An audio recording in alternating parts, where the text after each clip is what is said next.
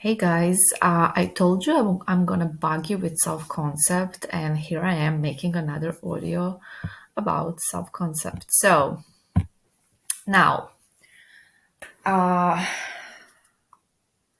I'm gonna give you some steps to improve your self-concept. So number one, make a list of the person you want to be. So think about what kind of a person you would like to be, what habits you have, what's your personality like, what do you look like even? Is there something about your appearance you would like to change? Of course, within the reason we're talking about things that you can change, like your weight, or maybe your muscle mass, or your hair health, your skin, things like that. Okay, then it's not enough to just make a list and to kind of repeat those things because obviously, yes, you will reprogram your mind and you're going to think it's all possible, but you're also going to have to do some do some stuff differently. So make a list of habits that you need to implement to become this person. So for example, if you wrote I lost, I don't know, 20 pounds. You're gonna have to start dieting and exercising to make that happen because it won't just happen on its own. Or if you wrote, I don't know, my skin is perfect. I have beautiful skin. Everybody always compliments my skin. And your skin is like not fully there. You have acne or you have blemishes or you have, I don't know, some other issue. You're gonna obviously improve your skincare routine. You're gonna improve also your diet because it affects our skin. So you're gonna have to make some changes because your skin can't just change without you taking any action. Also your weight, it can't just change without you taking any action. If you want to gain weight, same thing. You're gonna start eating more. You're gonna start eating in a calorie sufficit. You're gonna work out, whatever it is, you're gonna do it. Okay, and then the third thing is you have to fake it till you make it, basically. So when it comes to confidence, when it comes to self-concept, you will not it will not change overnight. So until it does, you're gonna fake it. So you're gonna repeat to yourself some affirmations when you feel down, when you feel ugly, when you feel unwanted, when you don't feel worthy, when you don't feel like you're enough. You're gonna just say to yourself, no, I am enough. No, I am worthy. No, I am chosen. And you're going to do this until it becomes your natural way of thinking, because it's not going to happen overnight. And a lot of people, they just give up on working on themselves. They give up on spell work as well because they just expect results overnight, and that's not how things happen. That's not how energies change. Okay, it's not. And you're gonna have to be patient and you're gonna have to be consistent. But in human nature, it's to be impatient, it's to give up really fast. And if you do, you'll never have the results you want ever. And so, why not just go for it, right? Okay. And then you have to improve the way you view and understand yourself. And to do that, you have to become the version of yourself that you actually will love and admire, because that's what we're trying to get, self love. But how can you love a person who gives up on the second day of the diet and exercise? You can't. You just think, oh, you're a lazy, incapable person, and I don't love you. So you really have to become the version of yourself where you will be, oh wow, this woman is special. I admire her, or man. Okay. So I really think that this person, okay, regardless if male or female, is admirable. Wow, you did so much, boo. You're really doing it for yourself. Okay. So let's talk a bit about what this version is like, basically. So the thing is that this has to be a version that is securely attached. Okay, Because the version that gets anxiously or avoidantly attached or fearful avoidant attached, these versions are not something that you would love and admire. Because when you do things out of that wound of yours, because it's actually a wound you have, you do not love yourself for doing that. You do feel bad about doing that. You do not feel proud of yourself. You do feel pathetic. You do feel desperate. You do feel needy. You know you are those things. And you can't be like, oh, I love this woman or a man, this person, even though they're so pathetic. No, you don't love yourself. You don't love what you did. You don't love how you reacted. So you have to become a person that reacts in a secure way.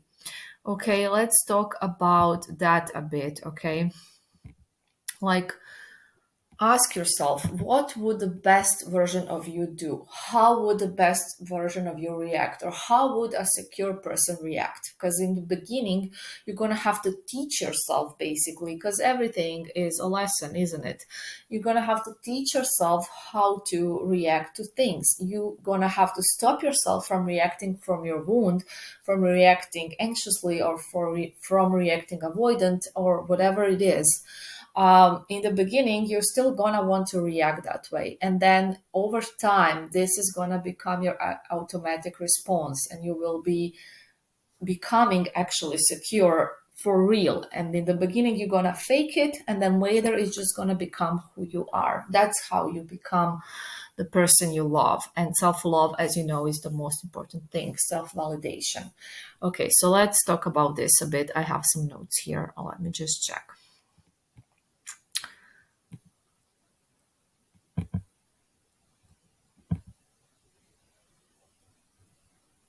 Okay, so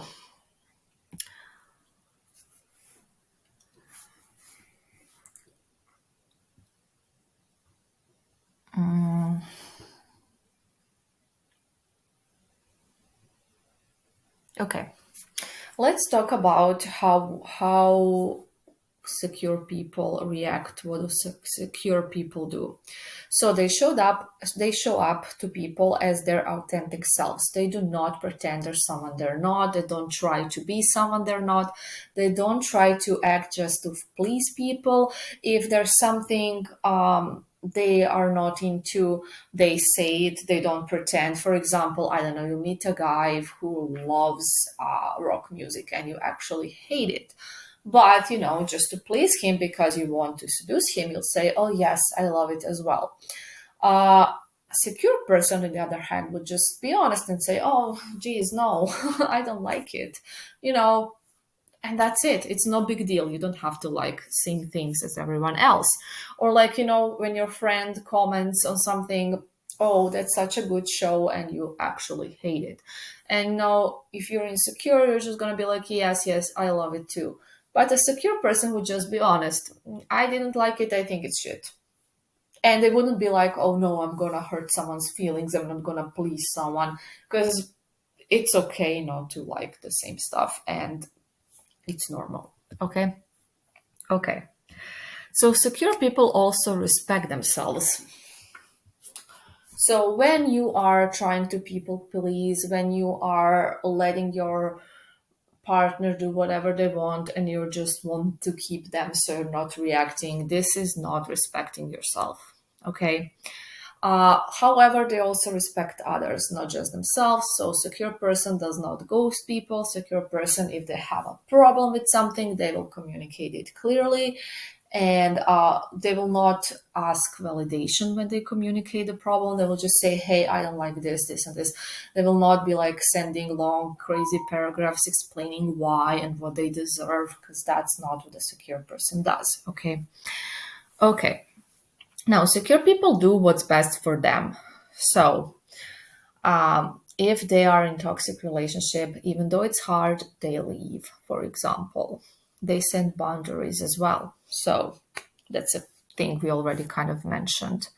They regulate their emotions in a healthy way. So, we talked about this a bunch of times about you not being in control of your emotions when you're in victim mentality. Your emotions are your own, and even though this one person is out of your life, you still have to continue your life as it is and as it was before you even knew this person, because it doesn't mean that your life ends now. Okay, now, secure people are not defensive.